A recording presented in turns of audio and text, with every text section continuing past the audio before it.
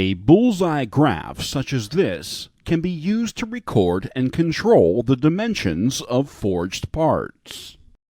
For instance, assume the target dimension of a part is 1 inch, with a tolerance of plus or minus 50 thousandths of an inch.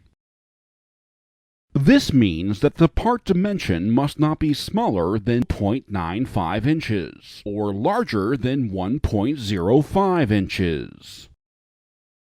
If a measurement falls between the 0.99 to 1.01 inch range, this is considered excellent. As the measurements deviate from the 1 inch target, the rating drops to good, and then weak, which is barely passable. And of course, anything outside of tolerance must be scrapped.